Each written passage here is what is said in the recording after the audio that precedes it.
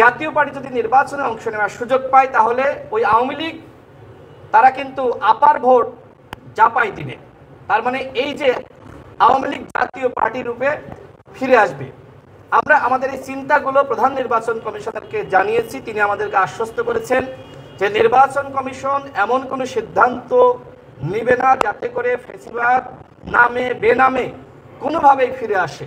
তিনি বলেছেন যে আপনারা যারা লড়াই করেছেন তারা যদি এক থাকেন অন্তত আওয়ামী লীগের বিষয়ে বা জাতীয় গুরুত্বপূর্ণ আরও কয়েকটি বিষয়ে, তাহলে আমাদের জন্য কাজ করতে ভালো হয়। অন্যথায় যদি ফ্যাসিবাদ বিরোধী শক্তি আপনারা বিভ্রান্ত হন, আপনারা এক একজন এক এক রকম দাবি করেন, সেক্ষেত্রে আমাদের জন্য কাজ করা কঠিন। আমরা আমাদের দলের পক্ষ থেকে বলেছি যে গণ অধিকার পরিষদ সবসময় এই ফ্যাসিবাদ বিরোধী যে একতা, আমরা যে ঐক্যবদ্ধভাবে লড়াই করে আওয়ামী ফ্যাসিস্ট তাদেরকে আমরা পতন ঘটিয়েছি, ইনশাল্লাহ এই দলগুলোকে এবং যারা গণ অভ্যুত্থানের স্টেক হোল্ডার তাদেরকে একতাবদ্ধ রাখার জন্য গণ অধিকার পরিষদ কাজ করবে। এছাড়া আমাদের মধ্যে আরও যেটি আলোচনা হয়েছে, তিনি বললেন যে আমরা মনে করেন যে 14 দল এবং জাতীয় পার্টিকে আমরা তাদের নিবন্ধন স্থগিত ঘোষণা করলাম, কিন্তু তারা যদি হাইকোর্টে যায় এবং আমাদেরকে যদি সাংবাদিকরা প্রশ্ন করে যে কিসের ভিত্তিতে আপনারা তাদের সাংগঠনিক কার্যক্রম স্থগিত ঘোষণা করলেন, তখন তো আসলে আমাদের বলার কিছু থাকে না।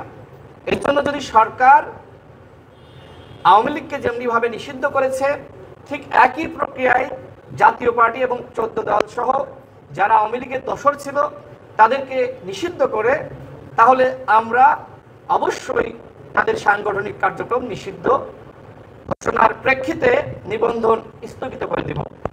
তার মানে এখন ডক্টর মোহাম্মদ ইউনূসের দায়িত্ব এই জাতীয় পার্টি এবং 14 দলের সাংগঠনিক কার্যক্রম নিষিদ্ধ করা।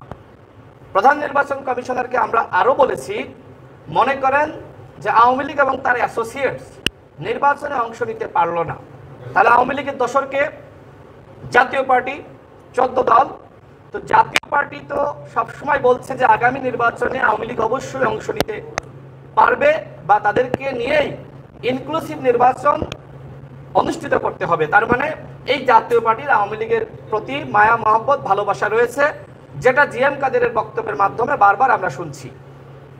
এক্ষেত্রে জাতীয় পার্টি যদি নির্বাচনে অংশ নেওয়ার সুযোগ পায় তাহলে ওই আওয়ামী লীগ তারা কিন্তু আপার ভোট জাপাই দিবে। তার মানে এই যে আওয়ামী লীগ জাতীয় পার্টি রূপে ফিরে আসবে।